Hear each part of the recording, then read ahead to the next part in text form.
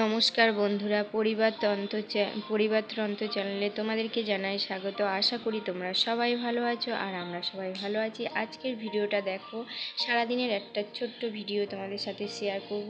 আর দেখো, সকালে উঠে উঠোনটা ঝাড় দিয়ে নিয়েছি, নিয়ে ঘুমো ঘুমো চোখে চলে এসেছি কলপাড়ে। আর তোমরা জানো আমাদের টাইম কলে জল দিচ্ছে না, আর সেই জন্য আমাদের এই কলই ভরসা, হ্যান্ড পাম্পটা আর কি ভরসা। সেই জন্য চলে এসেছি কলপাড়ে। এসে আর জামা কাপড় নিয়ে চলে এসেছি, ভিজিয়ে দিলাম কিছু জামা কাপড়, ভিজিয়ে দিয়ে 2 বালতি জল নিয়ে যাব, নিয়ে গিয়ে বাকি কাজ সারবো।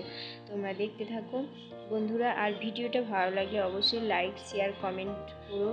আর প্রত্যেক দিন এখান থেকে এই টিউবওয়েল থেকে প্রায় 2 বালতি 3 বালতি 4 বালতি এরকমই করে জল আমার সারাদিন বইতে হয় আর কি। যখনই নিয়ে যাই 2 বালতি করে জল বয়ে নিয়ে যায়। আর এই এটা ভিজিয়ে রাখলাম, পরে জামা কাপড়গুলো কাচবো। আর 2 বালতি জল নিয়ে আগে চলে গেলাম, কারণ টিফিন আছে, অনেক কিছু আছে, সেগুলো করবো। করে তারপরে জামা কাপড়গুলো কেচে স্নান করে নেব। তারপর দেখো, ফোনটা রেখে গেছিলাম, সেই জন্য ফোনটা নিয়ে যাচ্ছি। আর তোমাদের সাথে একটা জিনিস শেয়ার করব। আমাদের পুকুরে এই যে পাইপ দেওয়া হয়েছে, পুকুর থেকে জল তোলা হচ্ছে, কারণ পুকুরে আমাদের টালি বাঁধানো হবে। কারণ মাটিগুলো ধসে ধসে চলে যাচ্ছে, পাড়গুলো সরু হয়ে যাচ্ছে। সেই জন্য পাড়টাকে বেশ শক্ত সামর্থ্য করার জন্যে, মজবুত করার জন্যে টালি দিয়ে পুকুরটাকে বাঁধানো হবে। পুরোটা নয়, যে সাইডটা ধসে ধসে চলে যাচ্ছে সেই সাইডটা বাঁধাবে মা বলছিল। আর সেই জন্য এই যে ডেলিভারি পাইপ, আমাদের এখানে তো এগুলোকে ডেলিভারি পাইপ বলে, আর কোন জায়গায় কি বলে তোমরা আমাকে কমেন্ট করে বলো, আমি জানি না, কিন্তু আমাদের এখানে এই পাইপটাকে ডেলিভারি পাইপ বলে। আর এই যে মেশিনটা দেখতে পাচ্ছ ছোট্ট মতন, ওই মেশিন দিয়ে পাইপটা আগের দিন রাতে বসানো হয়েছিল। আর রাতে বসানো হয়নি, সারাদিনই বসানো হয়েছিল সকাল থেকে, আর রাতে তুলে রাখা হয়েছে। আর সকালে আবার বসানো হবে, এখনও যার মেশিন, যে দাদাভাইটা, সে দাদাভাইটা এখনও আসেনি, এলে আবার ফের বসানো হবে, কারণ কিছুটা এখনও জল রয়েছে। আর এই যে তোমাদের দেখাচ্ছি, যে দেখো, আর এই যে দেখতে পাচ্ছ সানের 2 সাইডে টালিগুলো নিয়ে রাখা হয়েছে, এই টালিগুলো বাঁধানো হবে। আর এই যে কিছুটা জল তোলা হয়েছে, আর এখনও পাইপটা পড়ে রয়েছে।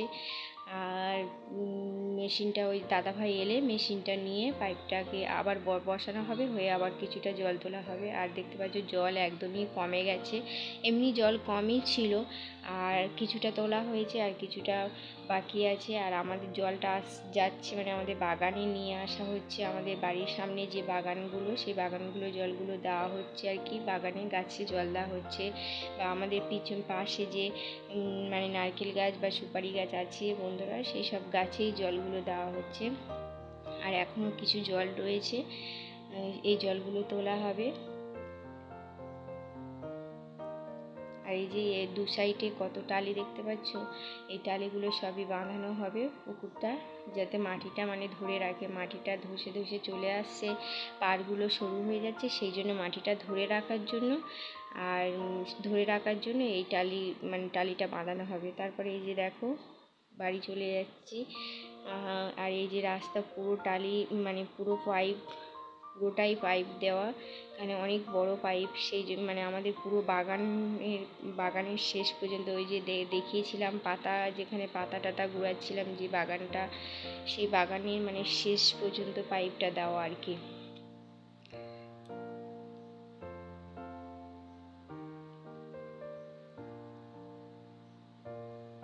আর এই যে মেশিনটা, ছোট্ট মেশিনটা তুলে আনা হয়েছিল রাতে, আর সকালে আবার বসানো হবে।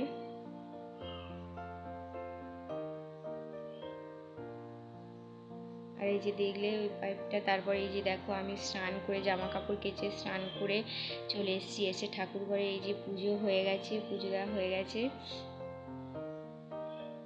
আর এবার ঠাকুরকে একটু জল দেব, শিব ঠাকুর আছে তুলসী তলায়, জল দেব, পুজো দিয়ে দিয়েছি।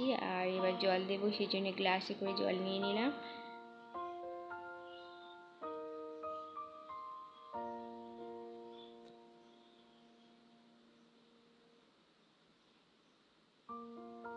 আর সত্যি কথা বন্ধুরা, মানে সকালে স্নান করে ঠাকুরঘরটা সেরে নিলে যেন আমার কত বড় কাজ একটা আমি মানে সেরে ফেলেছি আর কি। আমার খুব ভালো লাগে, মানে সকাল সকাল ঠাকুরের খেতে দিলে বা ঠাকুরকে পুজো দিলে আমার খুবই ভালো লাগে। সেই জন্য আমি চেষ্টা করি মানে সকাল সকাল ঠাকুরঘরটা সেরে নিতে আর কি। ঠাকুরঘরটা সেরে নিলে যেন আমার অনেক কাজ হালকা হয়ে যায় এই আর কি। সেই জন্য আমি মানে সকালে উঠোন ঝাঁট দিয়ে স্নানটা আগে করে নিয়ে ঠাকুরঘরটা সেরে তারপর বাকি টিফিন করি বা যাই কিছু করি সেটা চেষ্টা করি।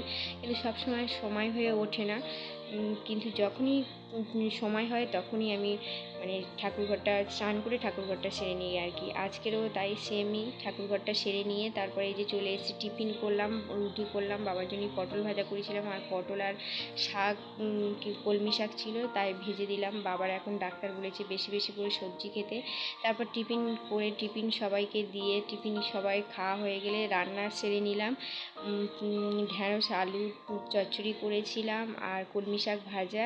আর ওই যে পুকুরে জল কমে গেছে না, এক পাশের বাড়ি একটা কাকুর দিয়ে মা জাল ফেলিয়েছিল, তাই কই মাছ উঠেছিল, কই মাছ আলু পেঁপে দিয়ে আর ঝোল করেছিলাম, মাছের ঝোল। রান্নার শেষে এত গরম হয়েছে, তারপর গাটা ধুয়ে নিলাম। গাটা ধুয়ে নিয়ে আর এই যে দেখো উনুনটাকে লেপে নেব, কারণ রান্না হয়ে গেছে সেই জন্য উনুনটা লেপে নেব।